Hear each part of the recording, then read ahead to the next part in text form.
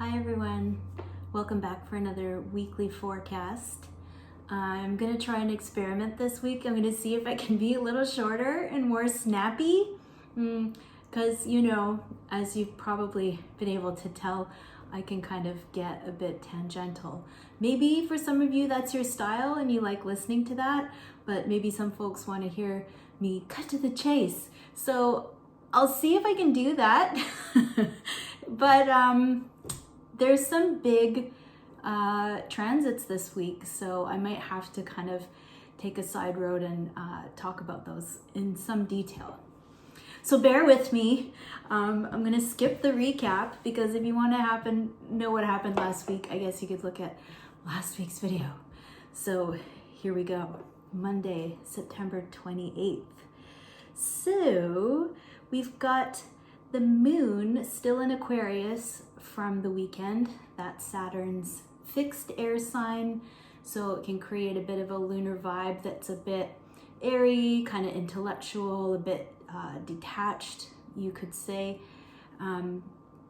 So it's a bit of an expansive lunar mood because Aquarius is an active air sign. So that means, just after midnight, the moon makes its final aspect before changing signs. It forms a supportive sextile with Mars that is in Aries.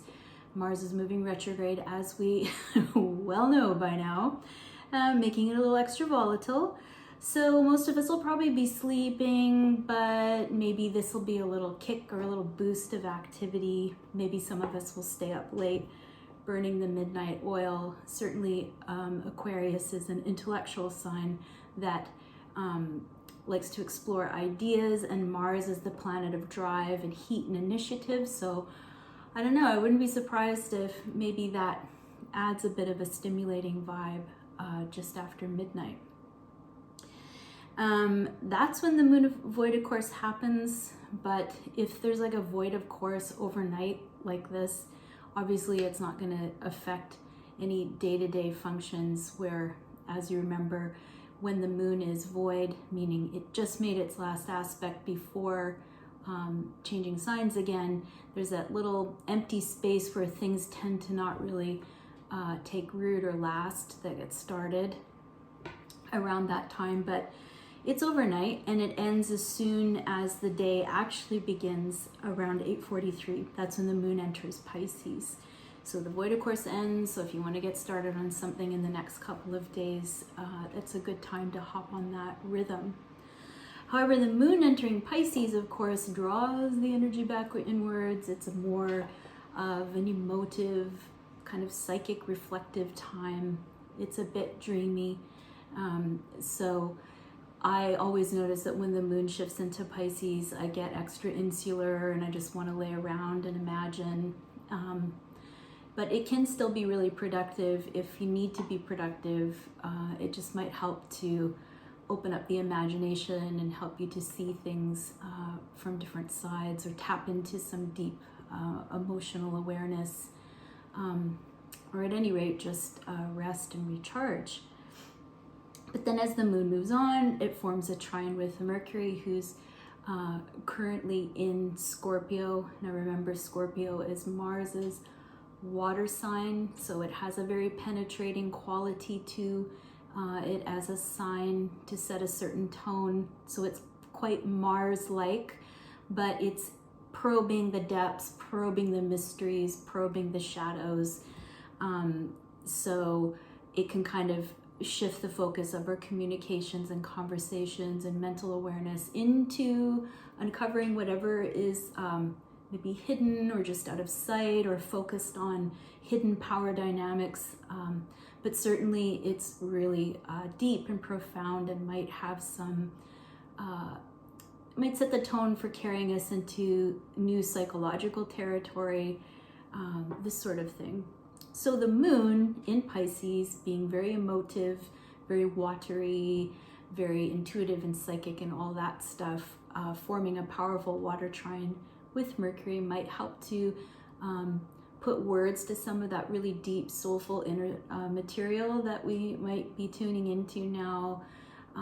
Maybe we're kind of following our instincts or intuition in our conversations, like saying things that feel right, or holding back because it doesn't feel like the right time to speak or the right thing to say, or sort of seeking out what it is that we feel and figuring out how to put that into words, sort of like tapping into an emotional vocabulary, so to speak. Then Venus is trine Mars. Now remember, Venus is still in fiery, bold, performative Leo. Mars, as we know, is in Aries. And we know that the trine aspect is powerfully supportive because it unites planets that are in signs of the same element, so they have maximum affinity. So I just want to highlight this Venus trine Mars because that's a positive aspect, and we know that Mars is symbolizing and maybe even kind of rousing or having this causal effect on the quality of time right now, where everyone is feeling really angsty and angry, and there's a lot to be angry about because we're boxed in.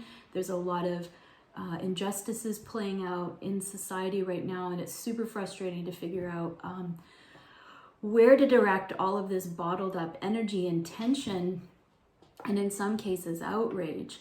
Well, Venus is a really helpful planet. So Venus kind of comes into the picture to, you know, smooth things out, promote cohesion, attraction, you know, helpful relationships, and luck and gifts, and, you know, the pleasures in life. So Venus is doing that in a very kind of active, fiery, dramatic way at the moment. So that Venus trine to Mars, I feel, can act as a bit of a ballast to a really intense transit that's going to become very exact tomorrow.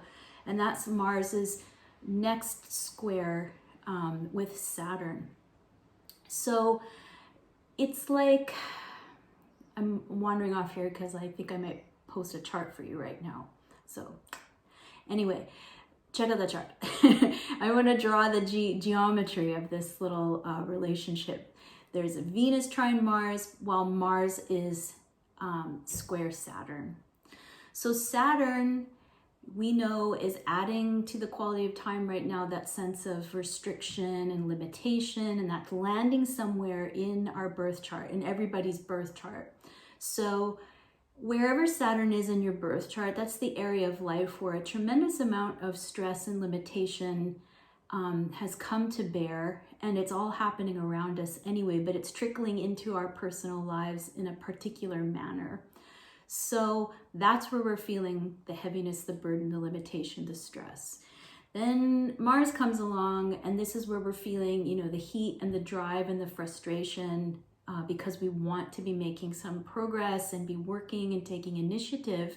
But Mars is moving retrograde, and it's coming back to square Saturn. So the stress of Mars and the limitation of Saturn are about to, you know, face off this week and really reach a peak. And this is a repeat of Mars-Saturn square that happened in August. So Venus comes along to kind of throw a bit of a lifeline to Mars, so to speak. There's now this little exit for some of the intensity that's building with Mars. So I feel like Venus and Mars are going to be collaborating to show us where there's some area in our life that Venus is improving and is bringing some help and is bringing some support. So it's a place to see where some of that hard work that we've been trying to kind of work with and maybe somewhat modulate while Mars is in Aries and retrograde for a time, where actually some, you know, luck and gifts and help and support are materializing. So that's a bit of a relief while that's Mars-Saturn square is intensifying. So if we didn't have that little triangulation from Venus, I think that this time around, this Mars square might feel, it's still going to feel pretty potent this week. We're going to see it play out in all sorts of ways, but I feel like without that helpful triangulation with Venus, as I said, offsetting it somewhat, it might feel a little bit worse. It'll show certainly some potential to kind of harness and release some pressure, you know, like a steam valve, if you will. Then at night, Saturn goes direct. Saturn has been retrograde for a few months, and the same way that you know, Mars is feeling a little bit more, behaving in a bit more of a volatile manner, the retrograde can have a similar effect on Saturn, but because Saturn's energy is much more heavy and kind of slow, its retrograde is a little bit more subtle. So it's kind of like slowed down the topics that Saturn resides over, like rebuilding, exploring boundaries, restructuring, slows it down. It's already at some kind of like slow pace. Now it's like a really slow, like molasses in January type of pace when it's retrograde. That's what I think. So now that it's moving direct, it's going to take a little while, but Saturn will start speeding up again, and all the Saturn stuff is going to be allowed to kind of start unfolding and moving forward, for better or for worse. So some progress, but if there's still a lot of restructuring and kind of heavy stuff that Saturn's bringing to bear, now it's like that there's only way out is through type of theme. Is it now, here we go. The train is leaving the station and it's going to carry us out to the end of the year. So that's setting us up for the next day. Very early morning, we have a moon in Pisces sextile Uranus, which can bring up, you know, interesting kind of sudden insights or some, you know, emotional surprises. But because it's a sextile, it's not like an edgy square. It's nothing that would feel, you know, painful or difficult or negative per se, but it'd be kind of like interesting, like an early morning vibe that's a little bit unpredictable and unusual perhaps.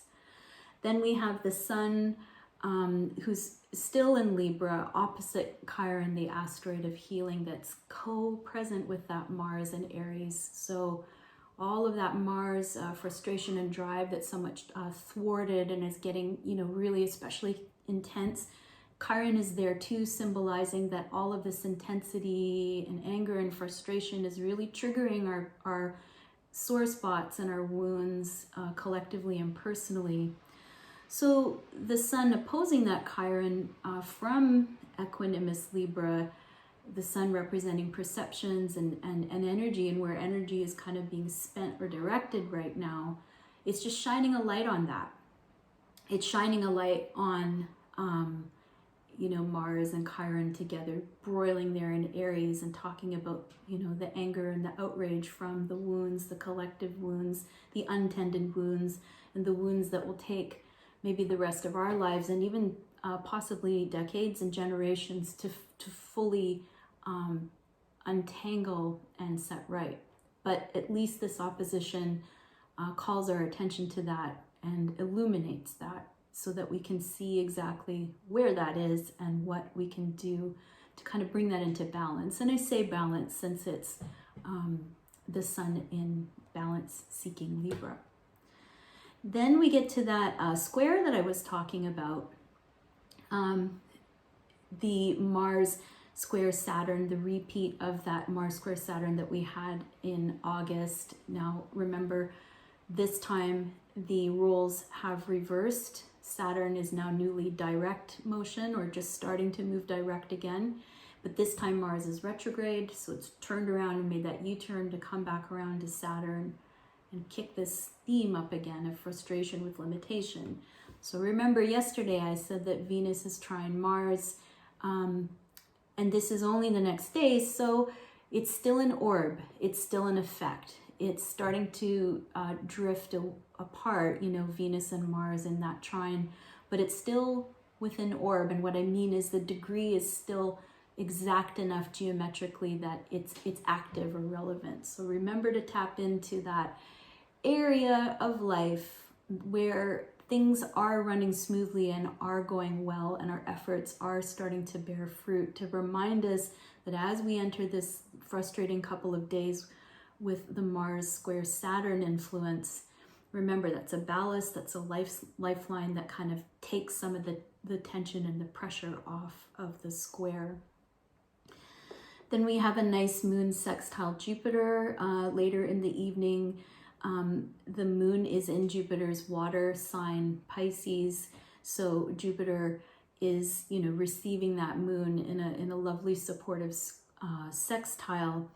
And this is, pretty positive because, the moon is in this kind of soulful sign, this water sign in Pisces, bringing our emotions and our intuitions to life. And then Jupiter is that lucky planet of benevolence and affirmation.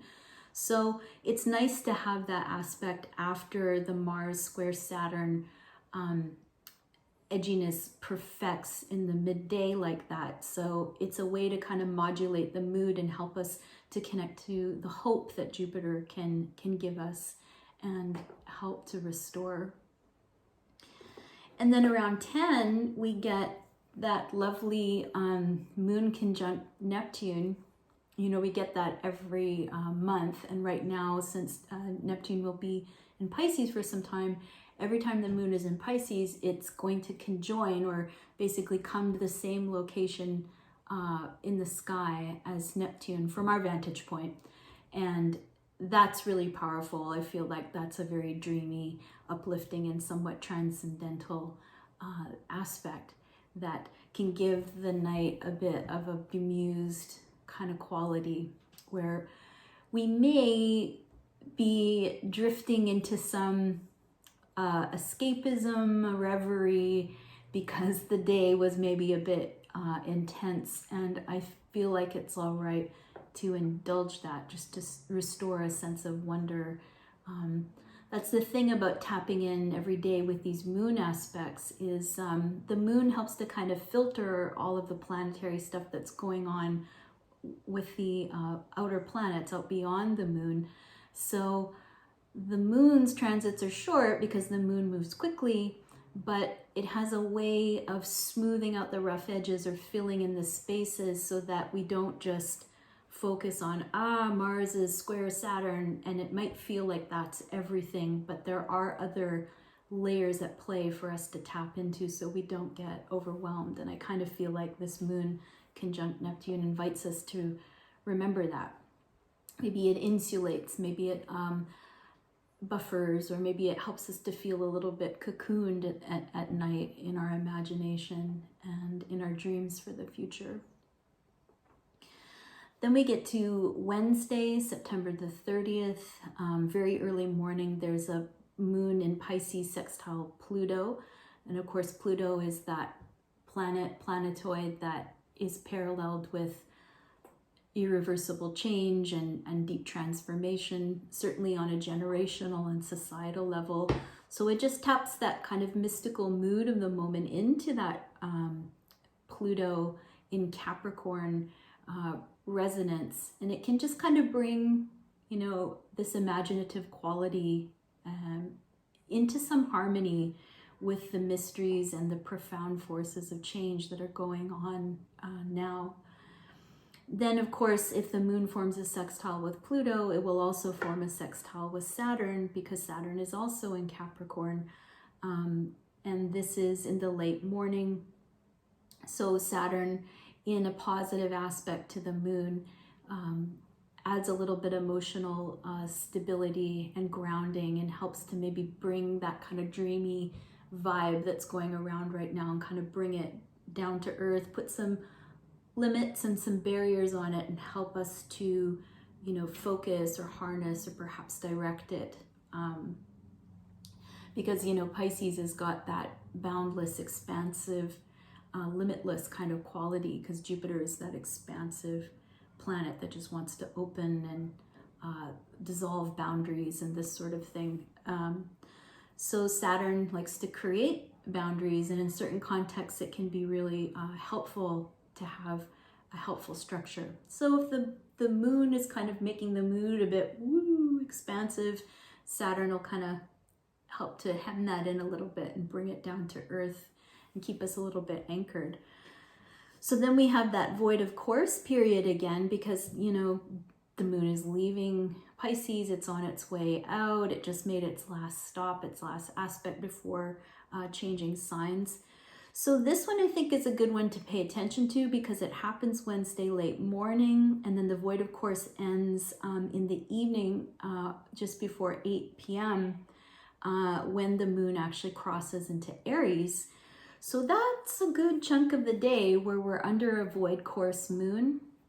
So that might be a time to use maybe that moon sextile Saturn, kind of bringing our imagination into a little bit more of a contained or grounded structure. It might help us to just focus on tying up loose ends or doing anything that we've already got in progress, or maybe thinking about the things that we'd like to plant or get started soon, and then just wait, like maybe until the next day once the moon officially crosses into Aries.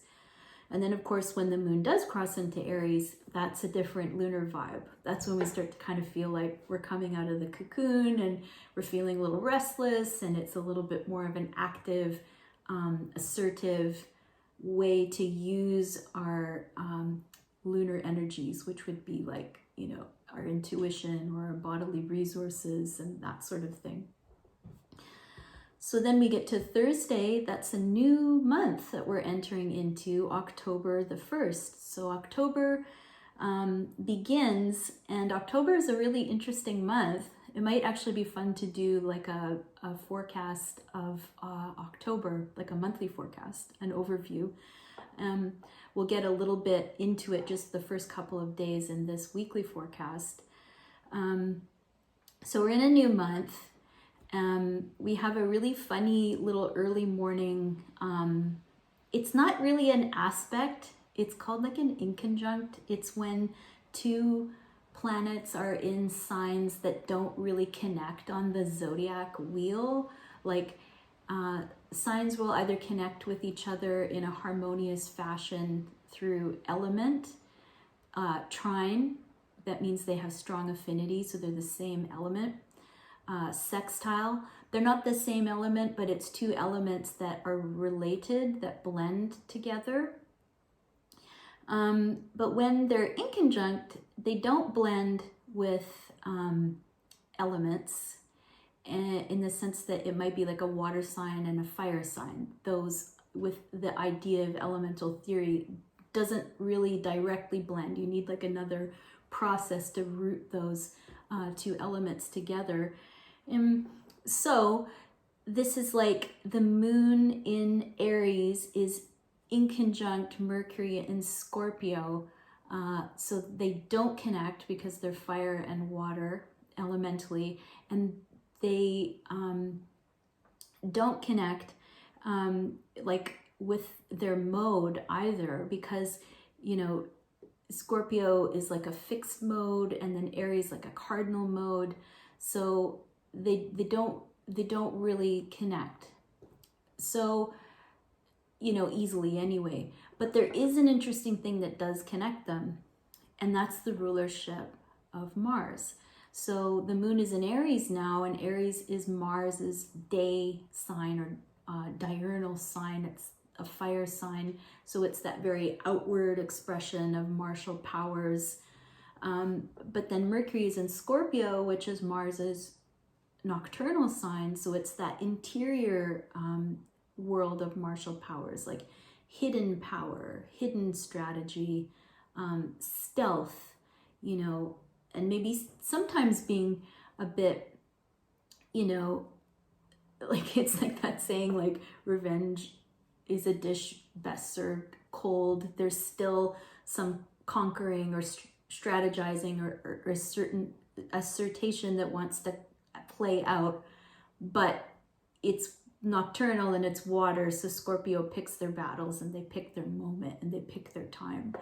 So though the moon and Mercury through sign, they don't really connect elementally, they do connect through planetary rulership, and we know that Mars is quite powerfully placed and somewhat volatile right now in Aries. So it's kind of like almost like an uneasy or like an edgy sort of connection where Mercury wants to carry us into these probing, perhaps interrogative, or just really depthful conversations, if that's a word. And then the moon is just very active and, you know, wants to carry our awareness into fast results. And so to remember that those two forces are joined by a really powerful Mars. So it's just kind of restlessness. It's like I feel a certain way and I want results right now, but Mercury is kind of pulling back on the dialogue and causing us to be more restrained when we're finding the words. So it could just be like a little bit of a frustrating thing. Like I feel a certain way, but I don't know quite how to say what that is yet. And then later in the morning, the moon is conjunct Chiron. I was just talking about Chiron and all that it represents now that it's in Aries. So the moon in Aries bringing a very potent and kind of potentially kind of reactive or edgy kind of energy to that topic of wounds and ongoing wounds. And then of course we get a full moon in Aries that we'll see at night. Even the night before, the moon will be quite full.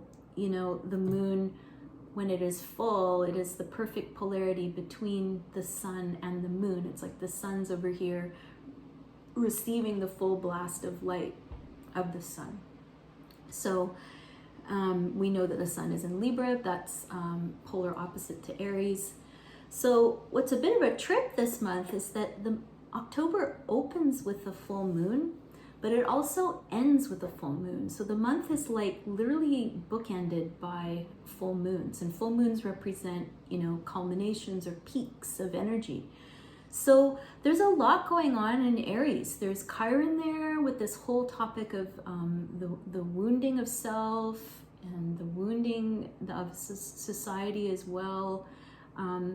And then Mars is there, broiling, very, you know, frustrated and strong and hot and kicking up a lot of intensity. And then now we have this big, full Aries moon there, just illuminating with full emotional potency. That's this whole theme. And I just find that really interesting. So it's almost like it sets the tone for entering October. It's like we're going into October with this huge lunar illumination of the broiling frustrations and the reactivity that's being churned up in everyone and in society, and the wound that is connected with that. And then the moon is just amplifying it. It's like about 6 months ago in Aries season, we had a new moon in Aries. That was the conjunction of the moon and the sun. So something happened around that time, about 6 months previous, where a new moon passage kicked off, and it meant that something in Aries was kind of opening up and blooming, and now it's in full bloom right now under this full moon that's opening up October. So if we think about the past 6 months, it kind of tracks. It's like everything that's been happening, you know, with like the virus, and then the shutdown of the economy, and then all of the societal and racial injustices that have come to the fore. And then people, because they can't work, they have all this time now to pay attention to things that, you know, if we're just so busy working all the time just to get by, I mean, it's rewarding to work, but sometimes working so hard, we get distracted that we can't see these things or really marinate in those feelings to kind of go, hey, you know, this ain't right. Like, this whole thing doesn't feel good. It's not workable. And Aries is just like full on, we got to do something. We got to make this right. So it could be even just a lot of energy and the fruits of maybe some hard work over the past 6 months coming to fruition. So there might be a lot of gifts and a lot of bounties and a feeling of kind of reaching a bit of a mountain peak with Aries. So wherever that's happening in your birth chart, that's the area of life where you're going to feel this really potent energy at the beginning of October. So it is that, and it is positive, but I feel like it's also really amplifying all the stuff that's going on now that I mentioned. So totally weird. First day of October is a full moon, and then the last day of October is a full moon. And we'll talk about that some more later. Then we get to the second day of October, that's Friday, Venus's day. It's a bit of an active day for aspects. It begins probably like just after sunrise with the moon in Aries square Jupiter and Capricorn. Jupiter is direct now, so that Jupiterian energy is starting to open up and move forward, and Saturn's direct now, so everything's starting to open up and move forward with this rebuilding, restructuring Capricorn themes that those planets are working through or working with now. So that really potent, still quite full energetic Aries moon bumps up against Jupiter in square aspect, and that's got a catalyzing and amplifying effect on the emotions. It can be really reactive, but I feel like it could also be really enthusiastic and you know, lots of exclamation points and hyperbole, and it's like big feelings and we're gonna do this, and Jupiter's like, yeah, hope. So it might be, yeah, it might be an interesting little passage there as the day begins on Friday. And then what's really cool is on Friday, which as I mentioned is Venus's day of the week, Venus leaves Leo and enters Virgo. So Virgo, as we know from our talks about Virgo season, Virgo is that earth sign that's ruled by Mercury. So Virgo is all about nature and natural healing, you know, to some extent, but it's all about analyzing and putting things to order, but material things, where it's like Gemini, which is Mercury's air sign, is kind of analyzing and putting things to order in a very like idea or conversational or social fashion. But Virgo likes to get our hands on things to organize and pull everything together in a meaningful manner. So Venus is that planet, as I mentioned, that is beneficial. It can bring unions and attractions, cohesions into our relationships. So it kind of grounds Venus's energy. It's not as splashy and theatrical as it was in Leo. So it's a little bit more demure, it's a little bit more composed, and it brings that loving energy into useful outlets, or working with it in a useful, constructive manner.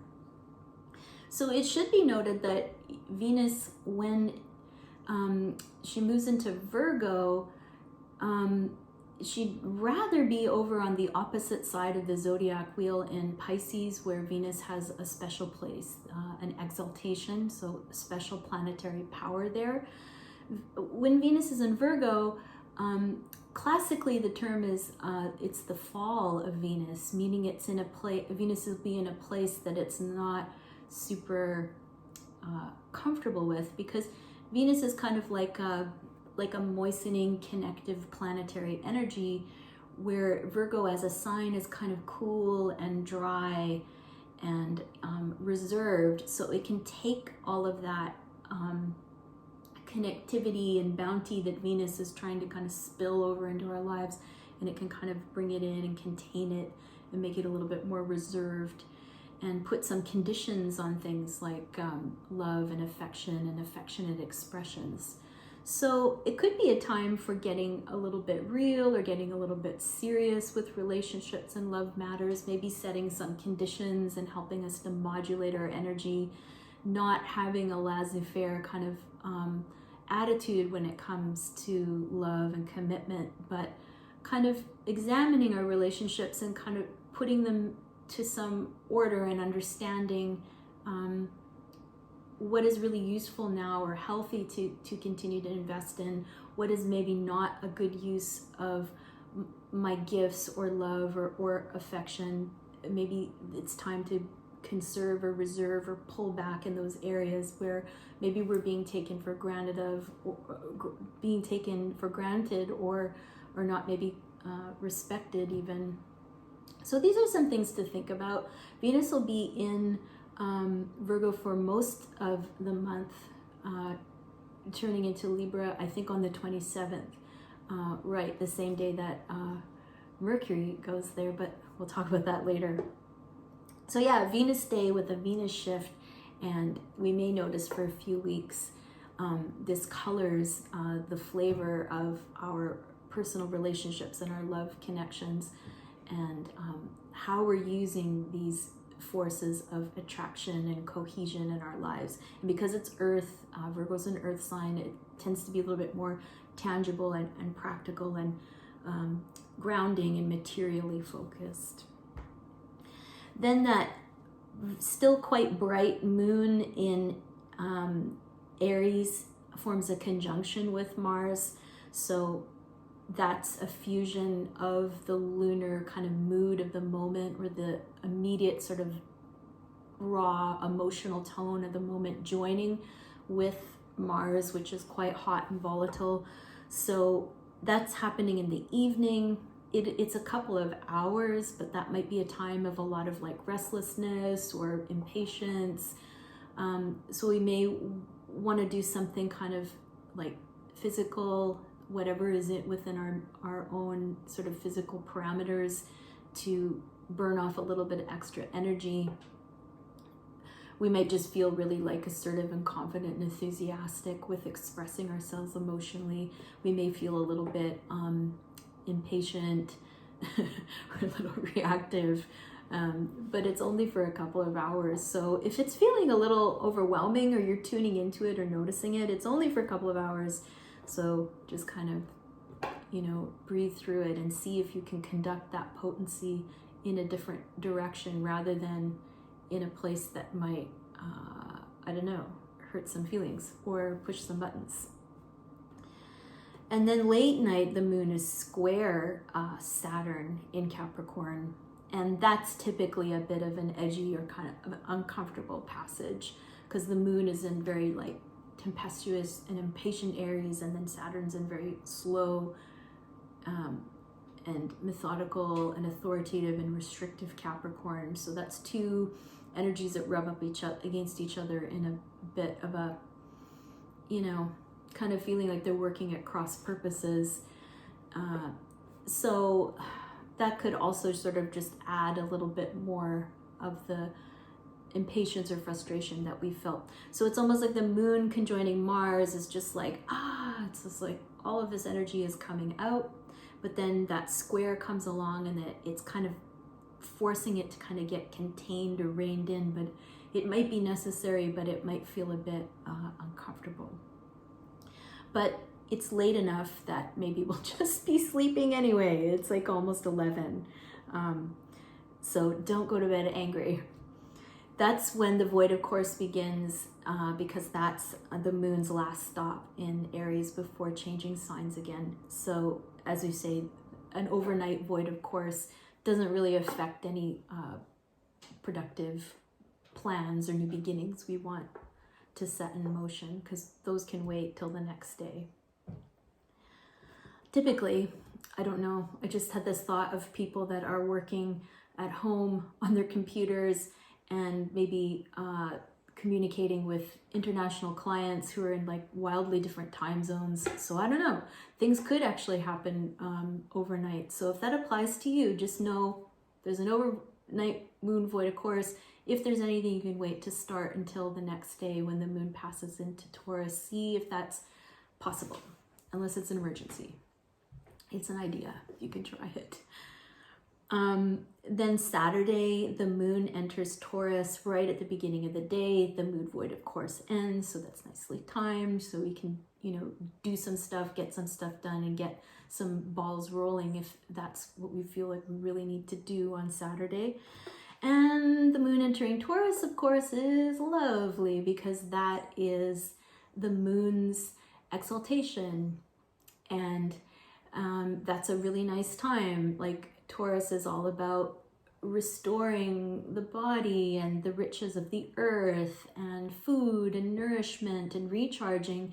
And I feel like there's something kind of poetic about the moon in Aries, kind of, you know, Aries is like a hot, dry, fiery sign, and it kind of heats up the emotions, and it makes us a bit more reactive and hungering for action and fast results. But that can be a bit depleting and a bit dehydrating, and we can't stay in that lunar mode forever.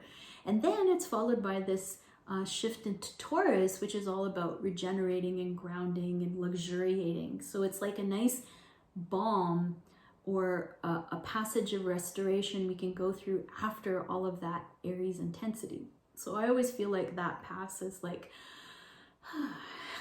it's a nice relief. And it starts the weekend. So Moon in Taurus for the weekend is great. Eating food, eating snacks, relaxing, you can possibly being creative. That could be cool. Then the moon is opposite Mercury, and that might bring some potent conversations or inquiries into the day. But that's like at nighttime, so we'll have a day of, you know, luxuriating with the moon in Taurus. Oh, and of course the moon will be trine Venus, will be received by Venus in Earth at 10:13 a.m. So I shouldn't skip over that. That sets a really nice tone for Saturday. That's grounding, peacefulness, sweetness, relationships, affection. It's lovely. And then we get to Sunday, very early morning. The Taurus moon is conjunct Uranus, and Uranus is that planet of sudden changes and revolutionary energies. So it might be an early morning of some unusual emotional insights or restlessness. Then Pluto goes direct. So Jupiter in Capricorn is direct, Saturn in Capricorn is direct. Now Pluto, the planet of transformation and deep regenerative forces, goes direct. So the Capricorn train is fully leaving the station now, and everything that has been really intense this year with that rebuilding and restructuring sign, everything is going to be fully moving forward and moving into motion now. So Pluto is very slow. Its orbit is very gradual. I think it's retrograde and its shift direct again. Again, is subtle, but we might notice in the upcoming weeks that all of these realities that have come to bear on us now and calling on us to understand the ways that we need to restructure our world and understand that a lot of potent forces are at work. I think we'll start to kind of see that progress is coming along, but also the things that need to run their course or play out will begin to gain momentum now until the end of the year, just generally speaking. Then the Taurus moon is trine Jupiter, which is lovely. It's kind of similar to that Venus moon trine from yesterday. It's very bountiful, very hopeful, and in an earth sign, like an earth trine between the moon in Taurus and Jupiter in Capricorn. It's very grounding. And restores hope, but in a practical, kind of low key, but a tangible way. And then the last aspect of the week is the moon sextile Neptune. So that beautiful Taurus moon, full of bounty and abundance and restoration, forms a sextile with dreamy transcendental Neptune. So it kind of ends the week on a bit of an imaginative vibe. So yeah, that was the week, and I think it was a little shorter and faster and snappier, so I hope you enjoy it. Remember, you can use the timestamps below the video to jump around if you want to review certain days of the week. And of course, if you want to have a reading, as I say, and find out how all this stuff is really working out in your personal life according to your own birth chart, not just a generalized view or free association that I can offer you in this mode, please use the contact links below the video or the contact links posted in the video, and we'll connect. So thank you. I hope you enjoyed the weekly forecast, and I will try to add some other video content when I get some more time. Take care, be well, and we'll talk soon.